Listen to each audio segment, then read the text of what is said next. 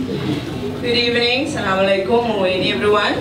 My name is Ashika Isaacs. I'm from Manenberg. I'm from an organization called Manenberg Coordinating Development Structure. We mainly work with youth in Manenberg, trying to motivate youth to make better lives for themselves. But my main focus tonight is about speaking about gangsterism in Manenberg. We had a lot of incidents. We have 2 gang members. They would shoot at each other, and then afterwards, and then they would stop, they would make peace, and then as other groups, gangsters heads are fighting. So, and as our age groups now at the moment is from the age 8 years old, or shooting at the moment. They're dropping out of primary school to shoot. And I had one incident where I was sitting in the office and I was standing at the window and they were shooting and the bullet came past my face. So it scared me. I don't live on the side where the shootings are normally in Manenberg, but my office is situated there, so I have to be there most of the time. So what else? There's a lot of gangsters in Manenberg.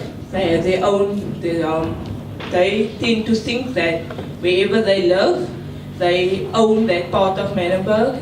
So if one gang member, maybe for instance a ghetto, goes to the HL store, they're not allowed to. They can't walk where they want to, when they want to, because they'll be shot at or beaten up or whatsoever. So what else can I say? And there was, most of the problems we have is because of parents. I was standing at my office once and then they were shooting the ghettos, and then the parent was standing next to a son while he was shooting.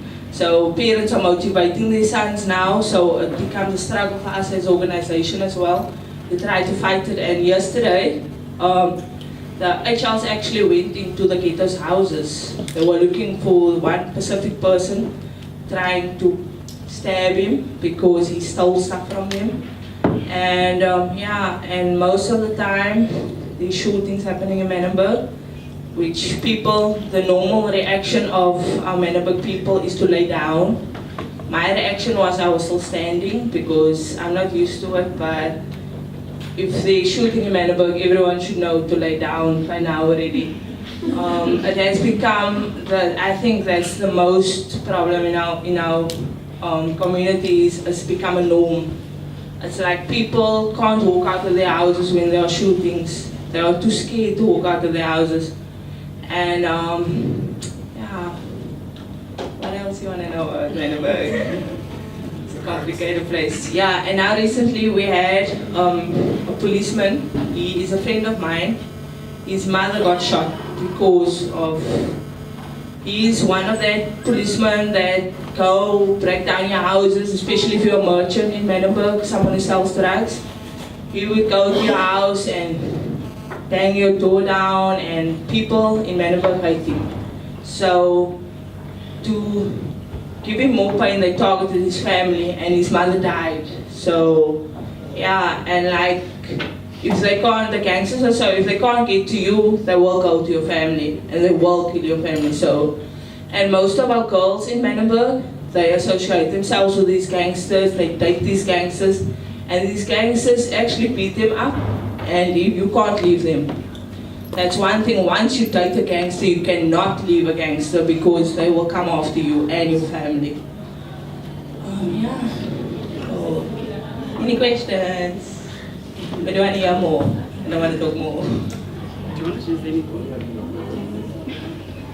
Do you want to tell us a little bit about your own story growing up? Oh, I actually grew up in Pelican Park. I was born and bred in Manenberg, but my mommy moved to Pelican Park. So when I started high school, we moved back to Manenberg, and my first year in high school, I actually witnessed a student getting stabbed in front of the school.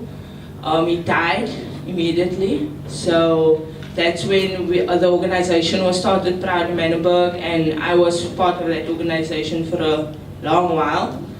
And then, and on school normally, there's different gangs at schools. So any time of the day, they can they can have an argument and start shooting. But we had police on the school, but they were most of the time there'd only be 2 policemen at the school. So if there's a shooting or a fighting, then they're always late. So yeah, but my school year was fine. It was scary though. Because when I started standard 6, they would tell me they're gonna flush your head in the toilet part and whatever, but that didn't happen to me. I was so lucky. But most of the time you get bullied on school, because especially if you're short. I was lucky, I'm tall, so yeah, so kids wouldn't normally mess with me, but yeah, if you're a gangster on school, you are somebody on school. But if you are, especially if you're an English speaker, I was in the English class, we were known as the Sturby kids because we spoke English and we didn't associate ourselves with gangsters and so they would always make fun of us. But yeah, school was fun, especially when I got at 12 years, so yeah.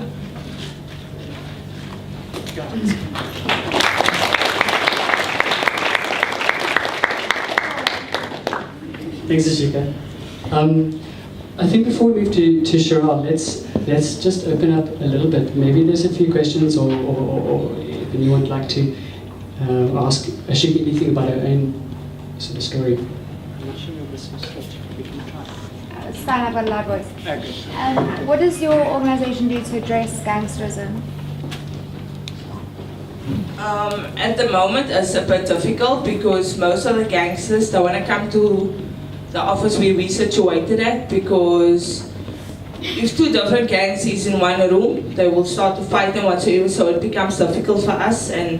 But at the moment, we are starting with youngsters. We have one incredible boy, his name is Junaid. His dream was actually to become a gangster and whatsoever. He dropped out of primary school. But last week I actually heard him saying, why don't we meet twice a week? He's actually more encouraged to be at the organization than to be on the streets now. So I think we'll start by changing one person's mindset, and from there onwards we'll go further. How do you prevent, or how do the kids handle the pressure of not joining gangs as opposed to being almost put into a fear position where they have to join? It's not easy though, because most of the time, because our kids in Manenberg live under poverty, so these gangsters promise them a lot of things, like because you would see gangsters driving the best cars in Manenberg and so on. So if you are strong enough and you are a person that can't get yourself bullied into anything, then you, especially when you join organizations, it's better for yourself. And that's why we have a lot of activities on school as well, so that children don't have their mindsets on becoming a gangster and whatsoever. But gangsters, especially the leaders, promise a lot of things to these youngsters because they take advantage of them because they live under bad circumstances.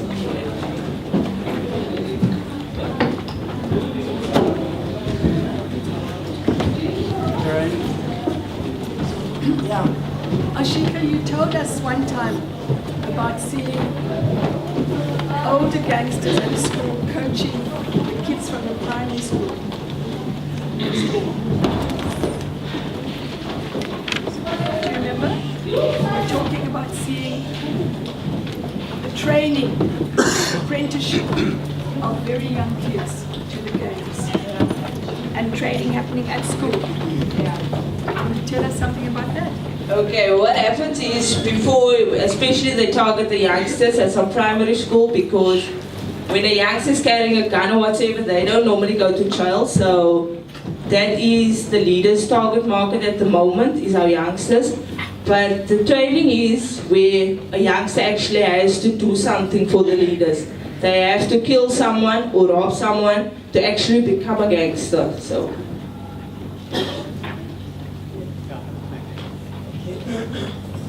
In the side of parents supporting their children against gangsterism, what do you do, or what strategy do you use to be able to approach those parents and Okay, at the moment, I've been working on a project to actually have sessions, with parents specifically, but most of the time it's parents that became parents at a young age when they were teenagers, so they don't know how to discipline their children and speak to their children because normally they're swearing at their children. So at the moment, I've been working on something to actually have sessions for mothers, especially teenage mothers, to equip them with the proper stuff to be a proper parent. Let's just take two more, maybe. So, Ashika, huh? Sorry,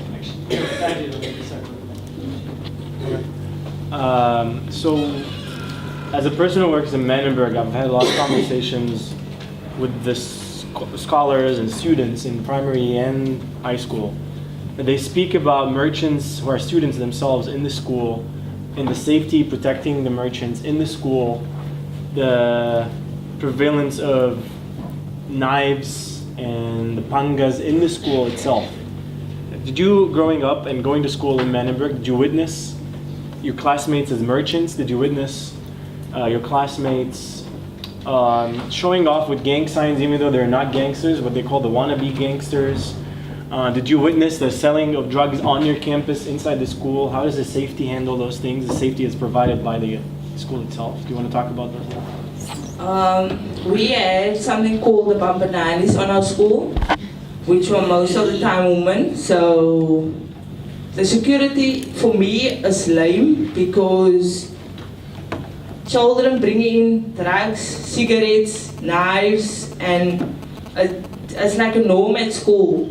If you want to sell something, you're going to sell it. You can sell it in front of whoever. There was actually this one teacher that was actually helping one student sell, so maybe, you never know. Not all, I'm not saying all our teachers are bad, I'm just saying there were a few rotten apples at my time. Yeah, I just wanted to know, were there any successes? Anything that works that you work for you? What we had now recently was when they were shooting so severely, we had a march. But the problem with that is too little people attend the march. So yesterday a lady was saying our community doesn't stand together. And it was true what she was saying, because when we have marches and whatsoever, it's like a handful of people showing up.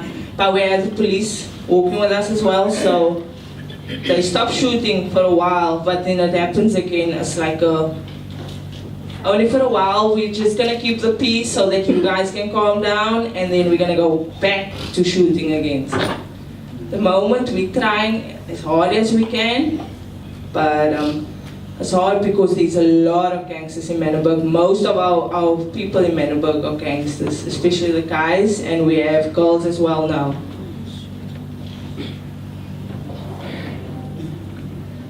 So I have a question. Did you guys watch the movie Four Corners? Yeah. Did that film encourage people to become gangsters even more of that, or did it help to separate? Like, was it helpful or not? I'm just wondering. I think what it did was it made, especially young. Introduce Four Corners. See. Yeah, Four Corners is not actually for me. It's not the real thing, because that is not what really happens. Yeah. Some of the things in the movie happens, but it's worse when you come into Manenberg. But I think it encouraged, for me, from my side, it encouraged a lot of youngsters to become gangsters because it looks cool and whatsoever. So I think it encouraged people.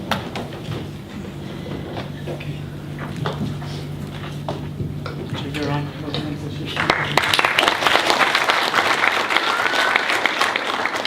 Okay, I'm going to hand over to Sherelle, because there's many, organizations and institutions and people working in Manenberg and around Manenberg, and one of the questions we need to ask tonight is what can we do, or what is being done. Sherelle's going to talk to us a little bit about the response that EELC assisted with in March, when one of the gangs fights flared up and really affected some of the schools there and the learner safety. So I'll just hand over to you, Sherelle. Good evening, everybody.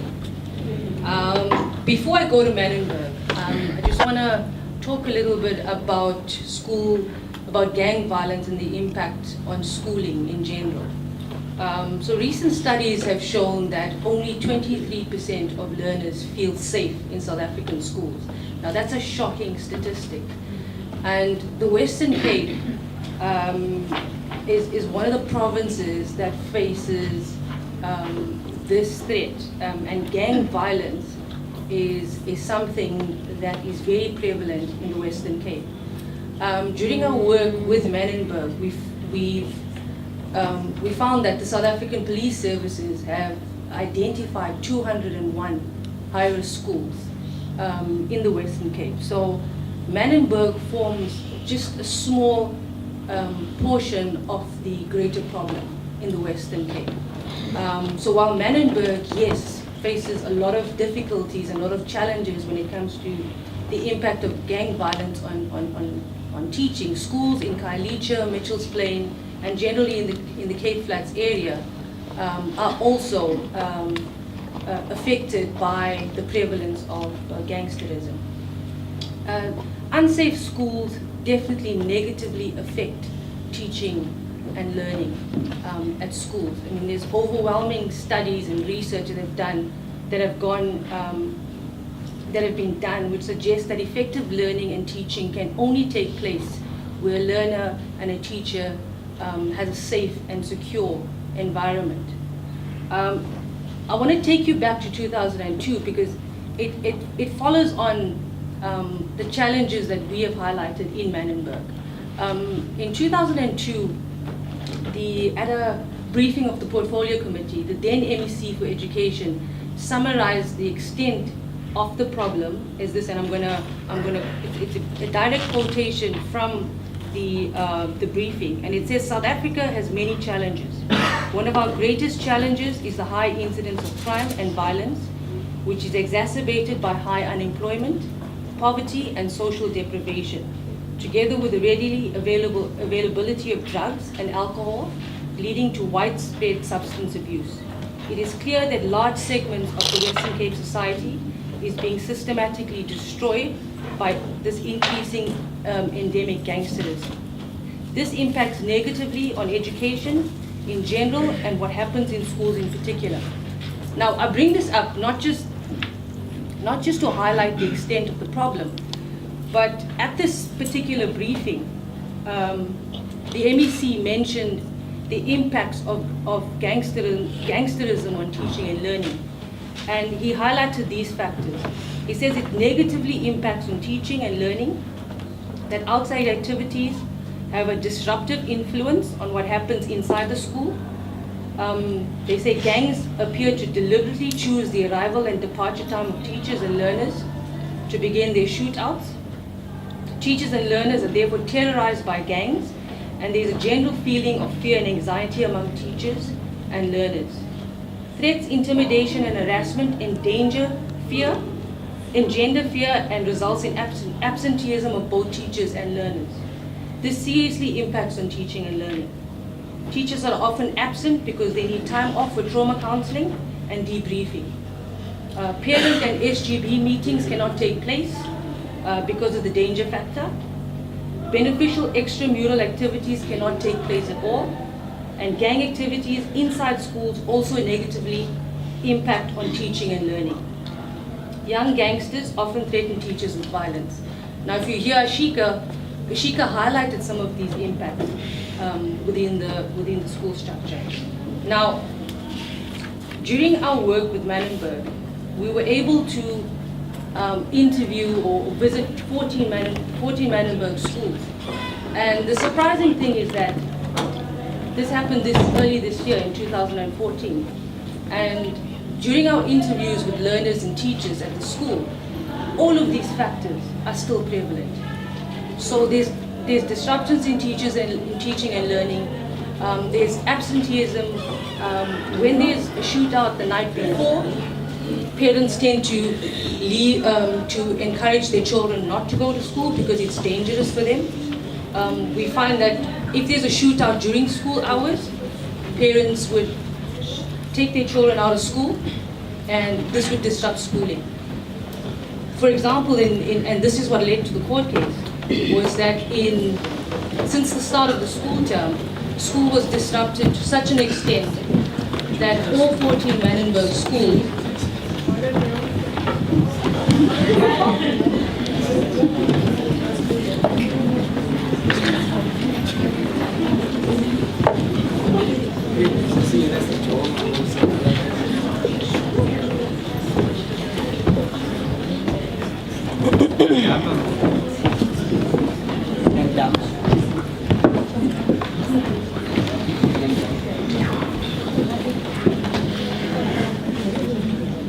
so all 14 Manenberg schools were at least 6 weeks behind their curriculum.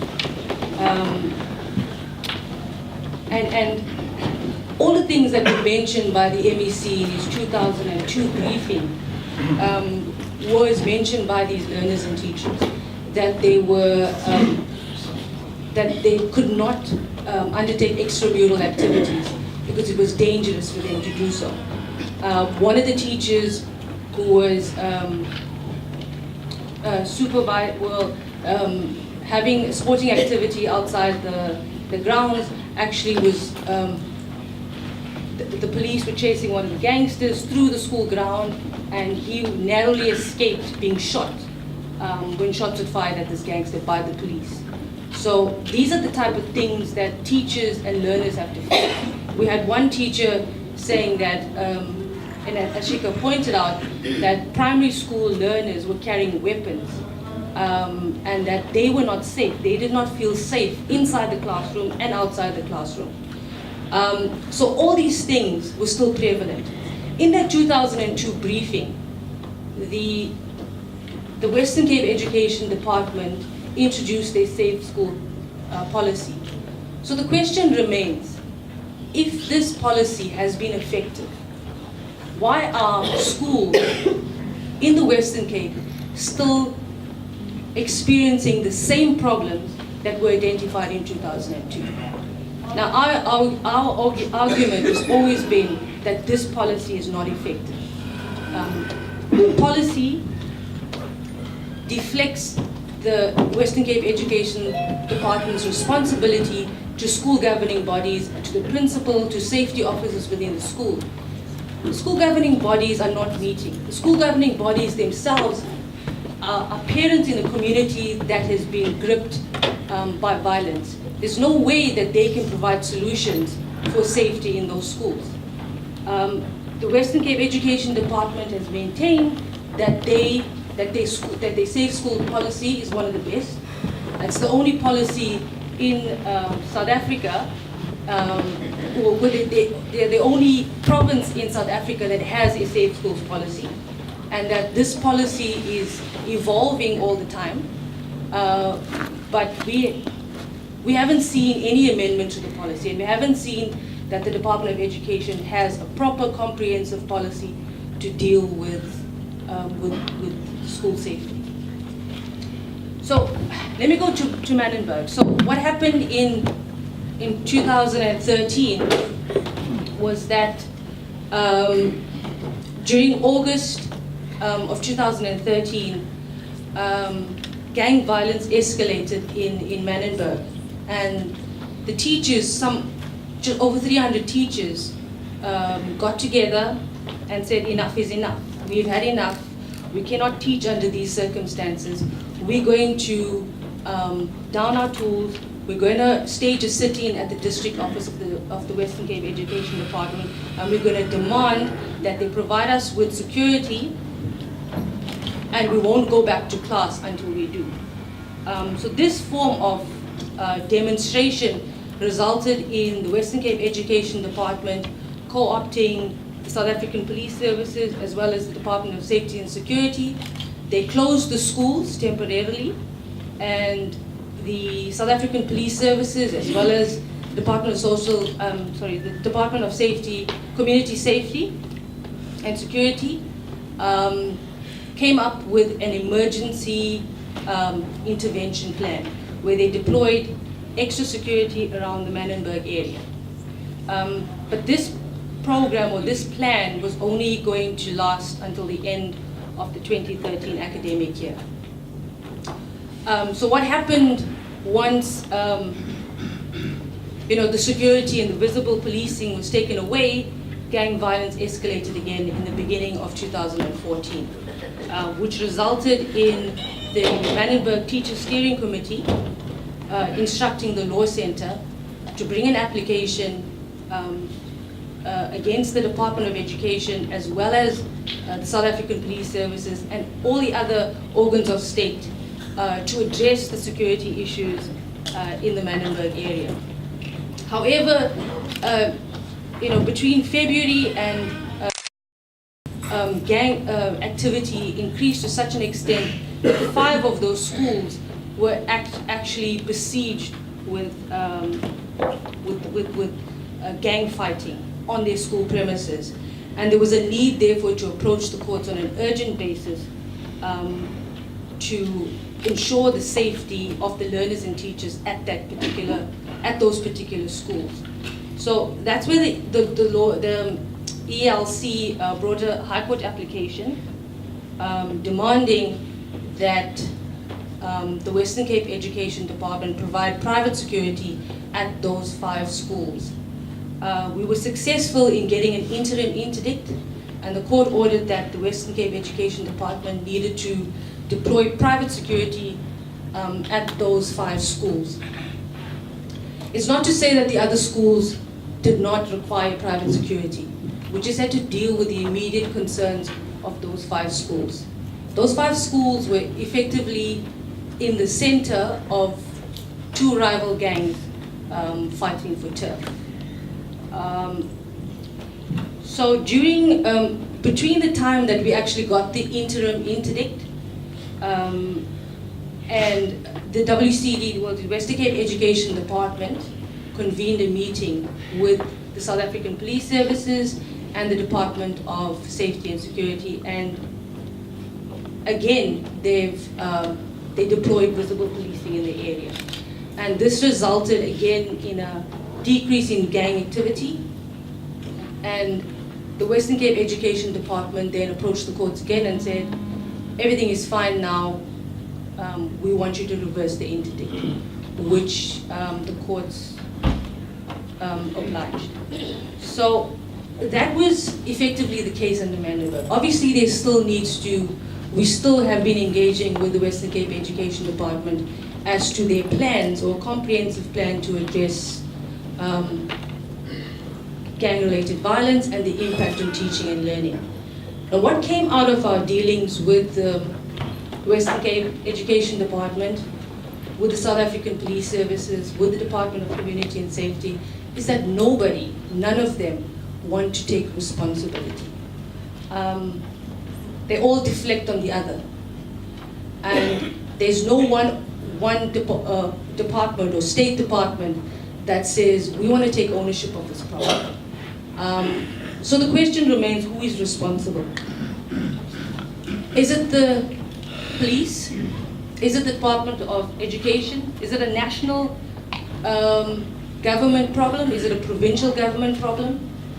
Is it a community problem? Is it a community problem? Does the community need to take ownership of the problem? Is it the Western Cape Education Department's responsibility? So if I can tell you, there's various national and international laws that guarantee, that should place an obligation on the state to provide safety for teachers and learners at schools. But I'm going to look to our Constitution. Our Constitution, Section 7.2 of the Constitution, provides that the state must respect, protect, promote, and fulfill the rights, fulfill the Bill of Rights. Who is the state? Who is the state? I mean, that's the question. Bear that in mind. Our Bill of Rights provides various rights. The right to dignity, life, freedom and security of the person. And this freedom of security and person, Section 12, says that it includes the right to be free from all forms of violence, either from public or private sources. the right to education. Section 41 of our Constitution says, the Constitution provides for intergovernmental cooperation and provides that all spheres of government and all organs of state must secure the well-being of the people of the Republic. There's the word state again. All organs of state must bear this responsibility. Section 205 of the Constitution says that the objects of the police service is to protect, combat, and investigate crime, to maintain public order, to protect and secure the inhabitants of the Republic and their property, and to uphold and enforce the law. Despite this provision, despite the express provisions of this Constitution, the police must provide protection. But our argument is that gangsterism and the impacts thereof on the provision of education must involve an intergovernmental response. It's a shared responsibility. The Western Cape Education Department is part of the state. They're not an independent republic. They are government, and they should be working with other organs of state to ensure that they give effect to the right to education and that learners and teachers are able to teach and learn in a safe and secure environment. It's a pity that the Western Cape Education Department declined the invitation to sit on this panel, because you're only hearing my side of the story. So they've declined the invitation, so you need to draw your conclusions about who bears the responsibility. Our belief is that the Western Cape Education Department cannot deflect their responsibilities on other organs of state. At the very least, they are responsible for ensuring that school infrastructure is conducive to a safe learning environment. As an employer, they have a statutory obligation to ensure that teachers are able to teach in a secure and safe environment. The Western Cape Education Department is an employer. They can't deflect that responsibility on the police. You can't ask the police to secure an employee's safety at work. So in conclusion, who bears the responsibility? The answer is all of the above. It involves everybody. It involves a community response as well. But who has the resources and who has the authority to actually drive this process? And we are saying that it's a joint responsibility, but the education department needs to take the lead. The South African Police Services needs to take the lead.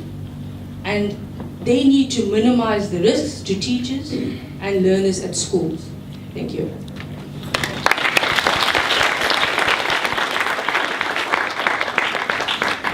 Okay, we are going to move across to Khayelitsha a bit, because I think we need to talk about Khayelitsha and what's happening in Khayelitsha.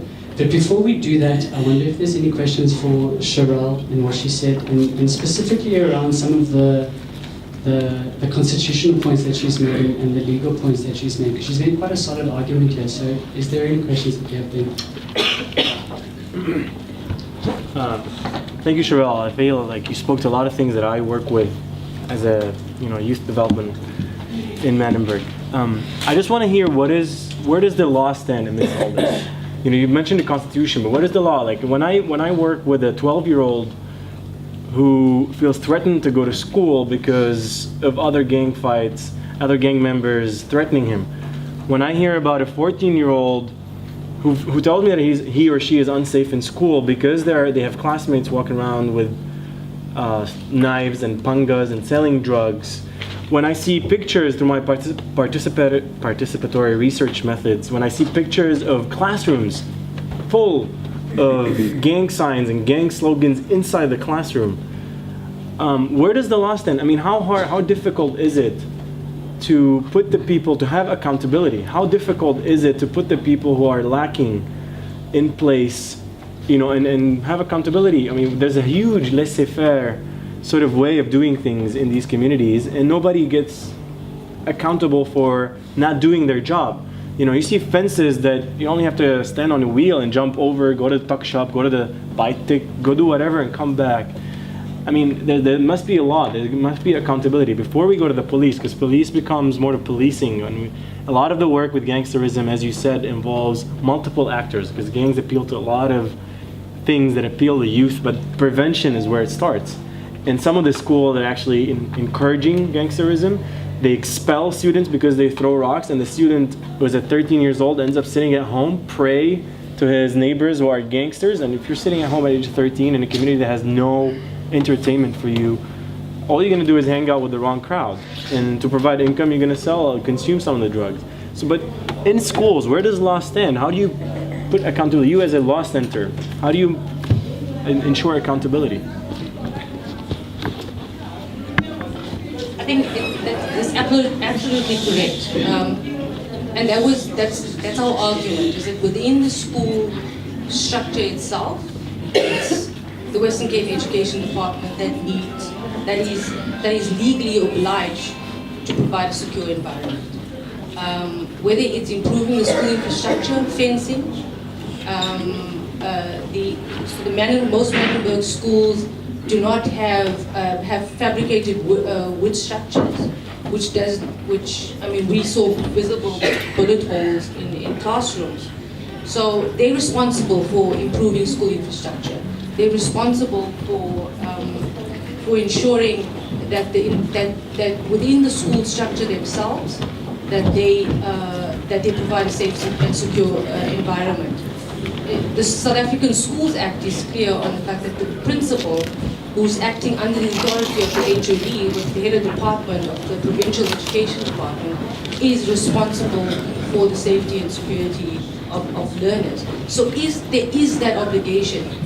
The principal, the teachers, they all stand as your locus parentis. So at the end of the day, they stand. You leave as a parent, they take responsibility for a learner's safety at school. So that's a purely common law principle. So there is laws that you could use to ensure that the Western Cape Education Department take responsibility for safety in schools. Can you take a case up against them? Well, this is what we've doing. We've working towards with the Manenberg community. Obviously, we don't want to look solely at the Manenberg community, but the 201 high-risk schools, and that's including schools in Khayelitsha, for example. So we want to look at whether or not, and it's a process. We're looking at the moment at the department's policies, as well as the South African Police's policies on how to address school safety. And at the moment, we are looking whether that policy is effective and reasonable in order to address the security issues. It's not a simple thing where we say we can take a case up.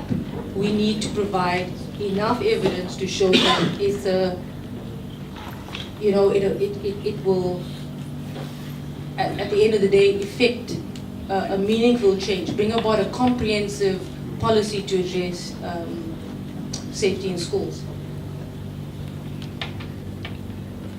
I'm interested to know what responses since 2002, both the national, provincial and local government have actually attempted in areas like Manenberg. What have been the types of interventions, whether it be police on the ground or policy or practices in school? What has actually been done, and has any of it worked? The assumption is none of it has, but has there been any review of it or analysis of it, and what is the critique? Any critique of the implementation of those interventions? The short answer is that, in my opinion, nothing's been done. That 2002 Safe School Policy, according to the Western Cape Education Department, it's constantly evolving. We audited that document, and it hasn't changed since 2002. I think it was even adopted before 2002. So nothing's changed. The document itself does not look at the specific needs of schools like Manenberg. What we've done with the 14 Manenberg schools is that we've compared it with their safety manual, the WCD's safety manual, which calls for example, the setting up of a security committee, that the school governing body needs to elect a safety committee. And this safety committee must do a safety audit of the school's infrastructure and needs. The safety policy calls for alarm systems, for example, panic buttons in every classroom, and an alarm system linked with an armed response. It talks about having a security officer. All these things are not applicable to Manenberg. Some of the schools have an alarm, the alarms doesn't work. It calls for CCTV cameras. There's no CCTV cameras. So most of these schools are no-fee schools as well. So they cannot generate income. So they can't pay for these security systems. A safety policy like that would probably be something that a school in the southern suburbs would be able to meet and will be effective enough. But a school in Manenberg, where an SGB does not have the capacity to understand what the security needs are, let alone provide finances to provide for all these safety mechanisms that the safety policy talks to. In effect, what has happened with the safety policy was that the WCD has a call center where if an incident happens at a school, and maybe Ashika will know this, I mean, I don't know whether it works, but if an incident happens in school, say there's a learner shoots another learner due to rival gangs, the security officer would then make a call to the Safe Schools hotline and just report the incident. The call center agent would then say, call the police, and then the security officer will call the police will come. Now, how does that stop violence infiltrating schools? I don't know. It's a call center. The school can call the police directly. The police are reactive. It's not a proactive step. So it doesn't work. So the Safe School policy in a nutshell is just a call center reporting complaints. Ashika talked about the Bambanani security. The Bambanani security, as she rightly says, is a Department of Community Safety initiative. So what they did was they took women from the community, from Manenberg community. They did not provide them with security training. They provided them with reflective bibs, a walkie-talkie, and a clipboard and a pen. And all they did was just document incidences that happened in school, and this information was then fed again to the call center, to the Safe Schools call center. So how that effectively addresses the security issues, we don't know. They also stand at the gates to effectively supposed to be controlling access. Making visitors sign in, that sort of thing. How does that prevent a gangster with a gun coming into the school and shooting a learner? I don't know, I can't tell you.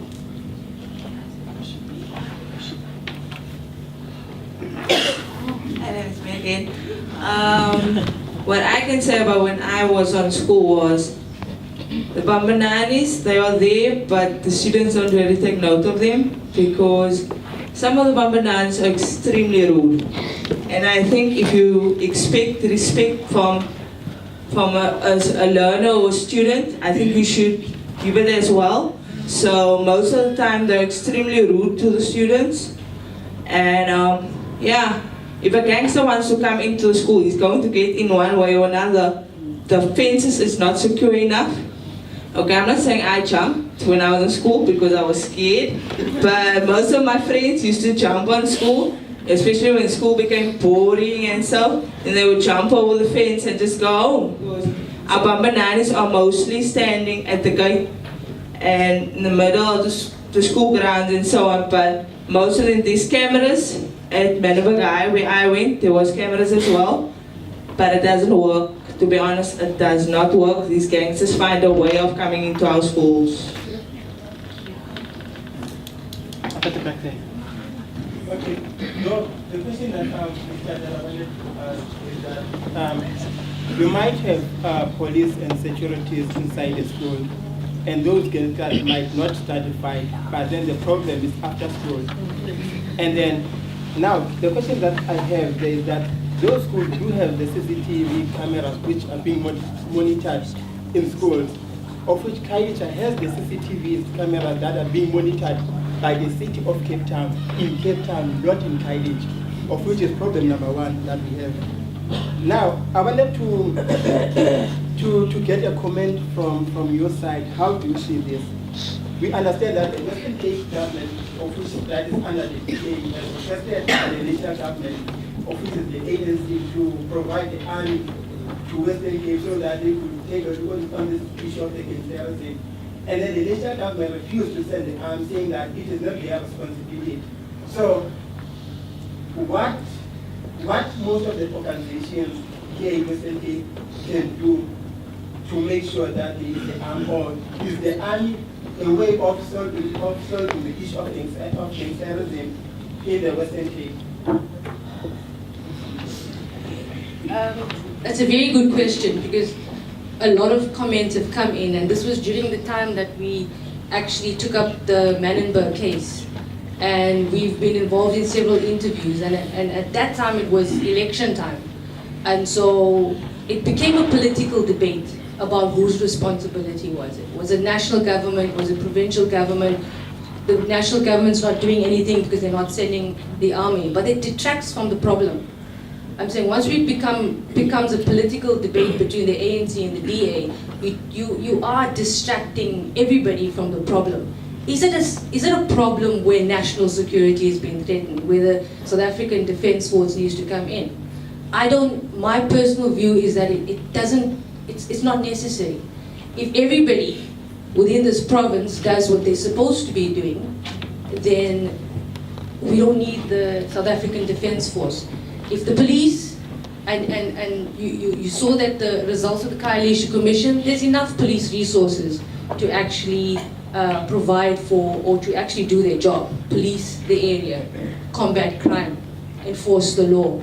There's enough of them. They just need to strategize more effectively in order to deploy police at areas where it's most needed. At areas like Manenberg, like Khayelitsha, like Mitchell's Plain, areas where where we need them the most. When it comes to community response, the Department of Social Development should be doing diversion programs in Manenberg. They have not been doing it. It's left to civil society. It's left to organizations like Ashika's to provide diversion programs, to get learners or to get children in that community away from the attraction of gangsterism. It's up to the Department of Community Safety to have programs in place. So I'm saying that it's very premature for the South African Defence Force to be deployed in these areas. If everybody does what they're supposed to be doing, I think that and stop saying it's not my responsibility, it's their responsibility, and stop making this a political debate between the ANC and the DA, then I think that you can make a small dent in communities like in the Cape Flats and Khayelitsha. With the CCTV issues, I'm not sure. I can't comment on how or why it's been linked to the city of Cape Town rather than Khayelitsha. I'm not sure whether there's a system in place where people who are monitoring the CCTV cameras actually then send a response team to, once a problem has been identified. I can't comment on the CCTV issue. Any other questions? Okay, my question is, which powers do you have as Equal Education Law Center to maybe force the government to strengthen the security in schools in Manenberg? I think, I wish we had a lot of power, but we're going to use the tools that we have in order to effect change. And not just the Equal Education Law Center, it's EE, it's SJC, it's NU, it's the Save Manenberg campaign. It's about making people aware of the problem. It's about a response or an advocacy strategy that will put political pressure on the provincial government to actually adopt a proper policy. As a law center, what we can do is, should there be a deadlock, or should we feel that there is a need to actually go to court to enforce the rights of this community, then that's what we would do.